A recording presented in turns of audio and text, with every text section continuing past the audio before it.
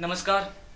अब हम विसर्ग संधि को आगे बढ़ते हुए, पहले वीडियो में हमने विसर्ग संधि के दो नियम पढ़े थे, जिसमें प्रथम में स गोस के बाद में कोई भी वर्ण हो और स गोस से पहले ए या आ हो तो विसर्ग का ओ हो जाता है, और स गोस से पहले ई या ऊ हो उसके बाद में कोई भी वर्ण आए जो आपके ई या ऊ से पहले हो उसके बाद में विसर्ग और उसके बाद में कोई भी स गोस वर्ण आए तो विसर्ग का र हो जाता है। तो ओ और र का नियम था। अब इसके बाद में वही स्थितियां हैं, ए या आ के साथ विसर्ग हो, अब यहाँ स गोस वर्ण नहीं ए गोस वर्ण आए। इसी तरह से ये तीसरा नियम, फिर चौथा नियम बनता है ई या ऊ के बाद विसर्ग और उसी के बाद में कोई भी अगोस वर्ण आए तो परिवर्तन क्या होता है। तो इसको हमने लिखा है, ध्यान से देखें। ए या आ हो उसके बाद में कोई भी अगोस वर्ण हो। अब अगोस वर्णों की संख्या होती है 13। नहीं देखा तो पीछे वाली वीडियो में आप देख सकते हैं। तो अगोस वर्णों की संख्या 13 होती है, जिसमें प्रथम वर्ण के प्रथम और द्वितीय वर्ण वर्गीय व्यंजनों का कैक है, चेच है, टेट है, तेत है, पैफ है, स और स। तो कोई भी अगोस वर्ण हो तो हमने यहाँ पे अगोस वर्णों के नीचे अगोस वर्ण सारे लिख लिए। इसी तरह से ई या ऊ के साथ विसर्ग हो, फिर कोई भी अगोस वर्ण हो तो सेम ही जैसे अगोस इधर लिखे उसी तरह से अगोस वर्ण हमने इधर लिखे। तो किस तरह से परिवर्तन होता है तो ध्यान रखें। इन दोनों नियमों में दिखने में बहुत बड़े दिखते हैं, लेकिन आपको समझने की दृष्टि से लिखा है कि आप इसको नियम न माने, थोड़ा समझने का प्रयास करें। देखो, ए या आ के साथ में अगोस वर्ण हो उसके बाद में, यानी अगोस वर्ण का मतलब यदि क या ख हो, यदि क या ख हो तो विसर्ग का आधा स हो जाता है। च या छ हो तो इस विसर्ग का स हो जाता है। यदि ट या ठ हो तो इस विसर्ग का स हो जाता है। यदि त या थ हो तो इस विसर्ग का स हो जाता है। प या फ हो तो इस विसर्ग का दंत्य स हो जाता है। इसी तरह से ई या ऊ हो तो क या ख से पहले मूर्धन्य स, च या छ से पहले दंत्य स, तालव्य स, ट या ठ से पहले मूर्धन्य स, और त या थ से पहले दंत्य स, प या फ से पहले मूर्धन्य स हो जाता है। और स जो तीनों है वो अपने ही रूप में बदलते हैं। तो इसमें और इसमें मूल रूप से कोई ज्यादा अंतर नहीं है। अगर हम एक ही नियम में लिखें, अगर दोनों को एक ही नियम माने तो आप ध्यान से देखेंगे कि ए या आ के बाद में विसर्ग और अगोस वर्ण आए तो च या छ से पहले स हो रहा है, और ई या ऊ हो तो भी च या छ से पहले स हो रहा है। तो बात तो एक ही है। इसी तरह से ट या ठ से पहले मूर्धन्य स होता है तो इस ट या ठ से पहले भी मूर्धन्य स होता है। इस ट या थ से पहले ये स होता है तो इस ट या थ से पहले भी यही स होता है। आगे बात समझना। अब इसके बाद में देखो, प या फ के समय यहाँ दंत्य स होता है, यहाँ मूर्धन्य स होता है। बाकी इन तीनों स में दोनों स्थितियां समान रहती है। तो यहाँ कुल मिला के ये दो ही स बदले हैं। क या ख से पहले ये स होता है, प या फ से पहले ये स होता है। लेकिन यहाँ क या ख और प या फ से पहले मूर्धन्य स होता है। तो ये इन नियमों का आप अलग अलग तरह से भी लिख सकते हैं। दूसरा तरीका भी होता है लिखने से पहले, ऐसा भी लिख सकते हैं कि च छ से पहले ए आ ई ऊ हो तो च या छ से पहले स का। देखो यहाँ से ये नियम बन सकता है पूरा का पूरा एक नियम। फिर इसी के अगला नियम बनता है ट ठ से पहले ए आ ई ऊ हो तो भी मूर्धन्य स होता है, और त थ से पहले भी ए आ ई ऊ हो तो भी क्या बनता है, दंत्य स बनता है। तो त थ से पहले यहाँ ये दो स क्यों बदले, तो आप ध्यान रखें, हमने व्यंजन संधि के एक नियम में पढ़ा था कि ए या आ के बाद सदैव दंत्य स आता है, ई या ऊ के बाद सदैव मूर्धन्य स आता है। वही कारण है, जैसे अभी +1, अभी ई की मात्रा आ गई तो स मूर्धन्य आएगा। तो यही कारण है कि ए या आ की स्थिति में ये स रहेंगे क या ख या प या फ से पहले, लेकिन ई या ऊ की स्थिति में यहाँ पर क्या रहेंगे, आपके स मूर्धन्य ही रहेंगे दोनों तरफ। तो वो नियम का दोहराव हो रहा है। बाकी इनके चाहे आप 5 नियम बनाओ, 6 नियम बनाओ, 7 बनाओ, जितना बनाना उतना बना सकते हैं। या आपकी गाइड में, आपकी किताब में जितने भी नियम है उनको इससे मिलान करें कि इस नियम में वो भाग कहाँ जुड़ा हुआ है, क्योंकि हमने विस्तृत रूप से दोनों को संयुक्त रूप से पढ़ा है। तो देखिए इनके उदाहरण। पहला जो ये शब्द है, एक आप यहाँ एक बिंदु और विचार करेंगे कि विसर्ग का स स स स स स स और स, हर अगोस वर्ण से पहले सही होना है। विसर्ग का हर अगोस वर्ण से पहले सही होना है। इसी तरह से यहाँ पर भी स स स स स स स। इसका अर्थ ये हुआ कि आप जब भी किसी भी शब्द का संधि विच्छेद करते हैं, ध्यान दें, इस नियम को पढ़ने से पहले किसी भी शब्द का यदि आप संधि विच्छेद करते हैं तो जरूर आपको, यदि विसर्ग संधि का उदाहरण होगा तो कहीं ना कहीं आधा स दिखाई देगा। क्यों? क्योंकि बने हुए शब्द में स होते हैं। तो आधा स जो दिखाई देगा तो संधि विच्छेद करते समय बिना नियम की परवाह करे आप स के स्थान पर विसर्ग कर सकते हैं। जैसे एक उदाहरण मैंने आपको उदाहरण दे दिया, दुष्कर शब्द का संधि विच्छेद कीजिए। अब ये कौन सा नियम है कौन सा नहीं है, जहां पर भी किसी भी वर्ण से पहले आधा स आता है उस स के स्थान पर विसर्ग कर दीजिए।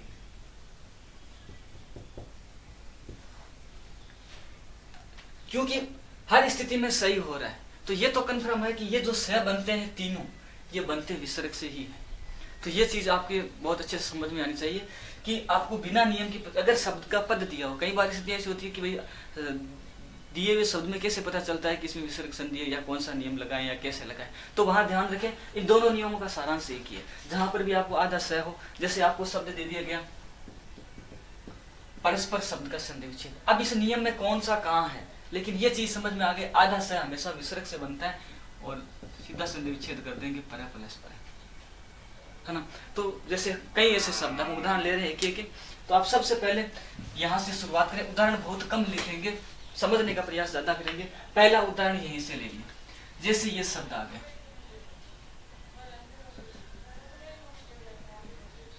नमः प्लस कार, इसका उदाहरण देखो, नमः में विसर्ग से पहले ए है, ए या आ के बाद में ए घोष वर्ण कह ए घोष है, तो इस विसर्ग का आधा स हो जाएगा, नाम बनेगा नमस्कार। इसी तरह से इसका उदाहरण ले लें, ई या ऊ से पहले हो, तो देखिए पू है प्लस कर। अब यहाँ पे आप देखेंगे कि जो ऊ की मात्रा है, ए या आ होता तो स कौन सा होता, ये होता, क्योंकि ए या आ से पहले सदैव यही सह रहता है। ई या ऊ है तो ई या ऊ के बाद में हमेशा मूर्धन्य सही आता है और नाम बनेगा पुष्कर। पुष्कर शब्द संस्कृत का तत्सम है, इसका तद्भव होता है पोखर, इसका अर्थ होता है तालाब। च या छ का उदाहरण, अब देखो च और छ दोनों स्थितियों में यही स होना है, तो एक उदाहरण देख सकते हैं, एक उदाहरण से कई उदाहरण देखेंगे। जैसे शब्द आ गया आहा प्लस चरिए और नाम बन गया आश्चर्य, विसर्ग का आधा स।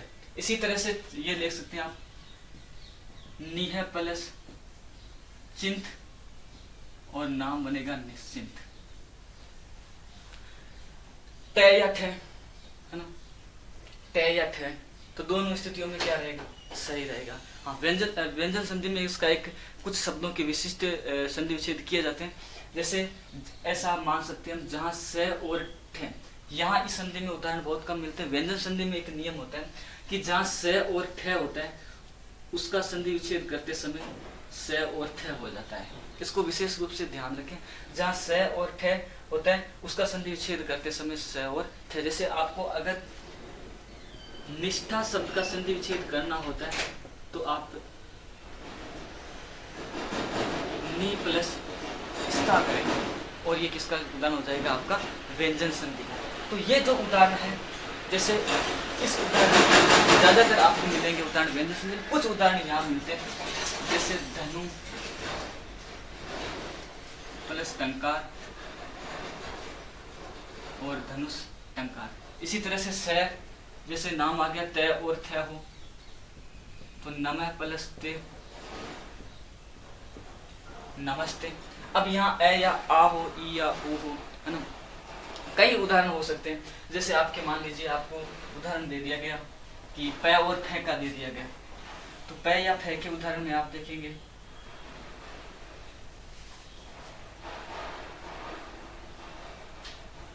वन प्लस पति, वन प्लस पति, विसर्ग का स होगा और नाम बन जाएगा वनस्पति। इसी तरह से इसका उदाहरण देखेंगे निह प्लस फल और नाम बन जाएगा निष्फल। इनके उदाहरण दे सकते हैं आप। इसका उदाहरण देखें दुह प्लस शासन, नाम बनेगा दुशासन। स का उदाहरण दे सकते हैं निह प्लस स्नात निस्नात। इसी तरह से स का उदाहरण या एक निह प्लस संदेह निसंदेह। ऐसा एक उदाहरण और है, जैसे नेह प्लस शुल्क और नाम बनेगा निःशुल्क। तो इस पूरे नियम में दो बातें ध्यान रखें। स हो रहा है, पहली बात तो ये। तो दिए हुए पद में कहीं पर भी आपको आधा स हो तो संधि विच्छेद करते समय प्लस के चिन्ह के स के स्थान पर विसर्ग का चिन्ह लगा है। दूसरी बात ये है कि इन दोनों नियमों को एक साथ में अगर रखें तो ध्यान रखें कि ये दो स बदल रहे हैं, बाकी कोई भी स नहीं बदल रहा, सारी स्थितियां समान है। तो ये दो स इसलिए बदल रहे हैं क्योंकि ए या आ के बाद में हमेशा ये स आता है, ई या ऊ के बाद में हमेशा मूर्धन्य स आता है। तो इसके साथ में आपका तीसरा और चौथा नियम है वो आपके क्लियर हुआ। इसके बाद में पांचवा और छठवां, विसर्ग संधि में 7 नियम है। पहला नियम ओ का नियम, विसर्ग के बाद स गोस हो तो ओ हो जाता है। दूसरा नियम रे के बाद ए या ई या ऊ के बाद में विसर्ग और उसके बाद में स गोस हो तो आधा रे हो जाता है। तीसरा नियम ए या आ के बाद में ए गोस हो तो ये स्थितियां बनती है, सिर्फ ये स बदलते हैं। ई या ऊ के बाद में ए गोस हो तो ये दो स बदलते हैं। तो ये पहला, दूसरा, तीसरा और चौथा। अब आपका पांचवा और छठवां नियम, इसको आप देख सकते हैं आराम से, क्योंकि इसके आपको किताबों में लगभग 8 या 10 नियम अलग से बना हुए मिलेंगे इसके, लेकिन यहाँ एक साथ पढ़े। अब पांचवा और छठवां नियम, कुल मिला के 7 ही नियम है इस संधि में पूरे। और पांचवा और छठवां जो नियम है तो ध्यान रखें, वो नियम है विसर्ग का लोप होने या बने रहने का नियम। ये दो नियम है, एक तो विसर्ग का लोप होने ये नियम, एक विसर्ग का बना रहने ये नियम। तो ये पांचवा और छठवां। कई बार स्थिति ऐसी होती है कि सब आपका विसर्ग संधि में आप शब्द का संधि विच्छेद युक्त पद बनाते हैं, संधि युक्त पद, तो विसर्ग का लोप हो जाता है। कई बार स्थिति ऐसी होती है कि विसर्ग का लोप होता है नहीं, विसर्ग बना ही रहता है। तो ध्यान रखें विसर्ग का लोप कब हो जाता है, तो ध्यान रखें विसर्ग का लोप होने का नियम यह कि ऐसे भिन्न कोई स्वर और उसके बाद में विसर्ग, ये हम कह सकते हैं, ये कह सकते हैं ए के ऐसे भिन्न कोई स्वर, उसके बाद में विसर्ग और उसके बाद में ऐसे भिन्न कोई स्वर हो, यानी ए या आ नहीं होना चाहिए। विसर्ग के बाद में ऐसे भिन्न कोई भी स्वर आ जाए तो विसर्ग हमेशा विसर्ग का लोप हो जाता है। विसर्ग का लोप कब हो जाता है, जब इधर विसर्ग का लोप होने की स्थिति में विसर्ग के बाद में ऐसे भिन्न कोई भी स्वर आ जाए तो सिर्फ और सिर्फ विसर्ग का लोप हो जाता है। जैसे अतः है, उसके बाद में ऐसे भिन्न कोई स्वर आ गया ए ऐसे भिन्न है, तो यहाँ ए है, इसके बाद में ऐसे भिन्न है, तो विसर्ग का लोप हो जाएगा और नाम बनेगा अतएव। इसी तरह से नाम देखिए पय आदि, यहाँ विसर्ग है, कुछ नहीं होगा, विसर्ग का लोप हो जाएगा, नाम पूरा लिखा जाएगा पय आदि। इसी तरह से मनः प्लस उच्छेद और नाम बनेगा मन उच्छेद। तो ऐसी स्थितियां बनती है जब सिर्फ और सिर्फ क्या होता है, आपके विसर्ग का लोप होता है। जैसे यस प्लस इच्छा, नाम बनेगा यस इच्छा। तो ध्यान रखें ए के बाद विसर्ग और विसर्ग के बाद में ऐसे कोई भी भिन्न स्वर हो तो हमेशा क्या होता है, सिर्फ और सिर्फ विसर्ग का लोप हो जाता है। ये पांचवा नियम था। और छठवां नियम जो है वो ये है कि विसर्ग बना कब रहता है, जब विसर्ग के बाद में क या प आ जाए तो हमेशा विसर्ग बना रहता है। तो ध्यान रखें ए या आ के का नियम नहीं है, विसर्ग के बाद में क या प, जैसे नाम आ गया प्रातः प्लस काल, विसर्ग बना रहेगा प्रातः काल। इसी तरह से एक अंतः प्लस करण, अंतःकरण। इसी तरह से अंतः प्लस अंतःपुर। इसी तरह से मन प्लस कामना,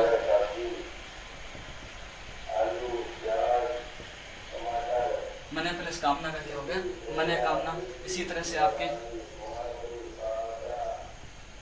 रज प्लस कण, मनोकामना, रजकण, इसी तरह से पुनः प्लस प्राप्ति,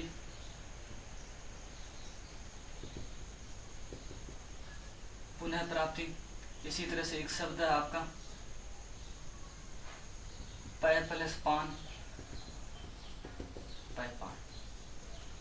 अब देखिए यहां हम कई बार बात करते हैं अपवादों की। वास्तव में इस नियम को देखें तो विसर्ग के बाद में क या प हो तो विसर्ग बना रहता है। अब देखिए हमने एगोस के नियम में पढ़ा नमः प्लस कार, विसर्ग के बाद में का आ गया तो विसर्ग बना रहेगा, नाम क्या होगा? नमस्कार। नमस्कार क्यों? अगर वहां नमस्कार है तो फिर ये प्रातस्कार या अंतस्करण या अंत्यपुर या मनस्कामना, रजस्करण, पुनः प्राप्ति, पयस्पान, तो ये नियम दूसरे नियम का अतिक्रमण करता है। इसी वजह से कहीं किताबों में आपको देखना ध्यान से नमः प्लस कार वाले उदाहरणों को अपवाद में रखे गए, कहीं किताबों में मनः कामना और प्रातः काल को अपवाद में रखे गए।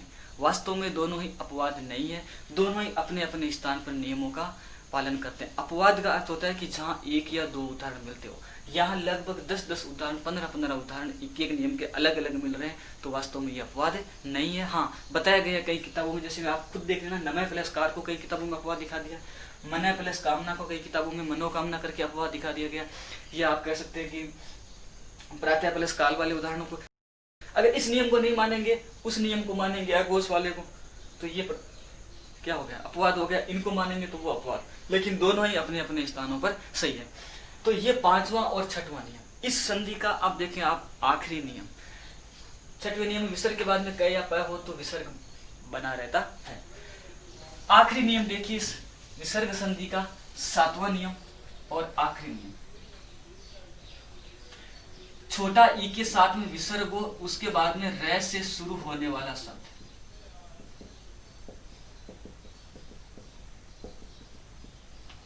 ये सातवां नियम और आखिरी नियम है। ई के साथ में विसर्ग हो, उसके बाद में रै से शुरू होने वाला शब्द, तो पद बनाते समय क्या होगा? ये जो छोटा ई है ये बड़े ई में बदल जाता है, ये ई में बदल जाता है। देखें ये उदाहरण बहुत बार शुद्ध अशुद्धि में आता है, जितना विसर्ग संधि में इसका एग्जाम में नहीं आता है उतना आपके शुद्ध अशुद्धि में आता है।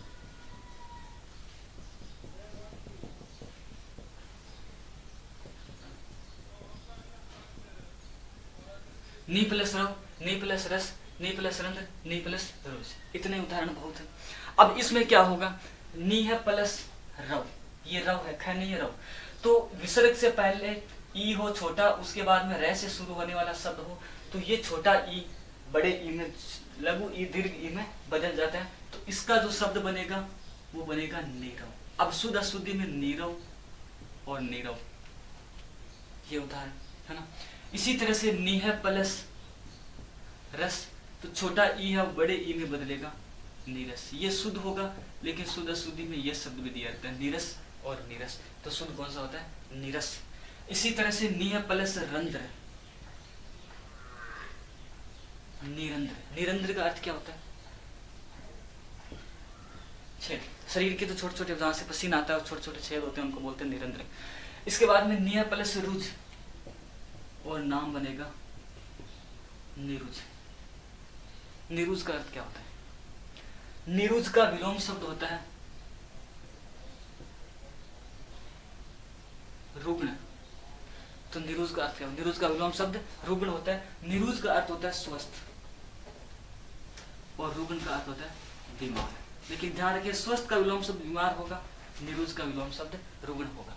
तो दीर्घ ई के सामने विसर्ग और उसके बाद में रै से शुरू होने वाला कोई भी स्वर हो, कोई व्यंजन हो, तो छोटा ई का हमेशा क्या हो जाता है? बड़ा ई। इसके साथ ही आपके व्यंजन संधि के 7 नियम समाप्त हो गए, संधि समाप्त हो गई, अर्थात वर्ण विचार समाप्त हो गए।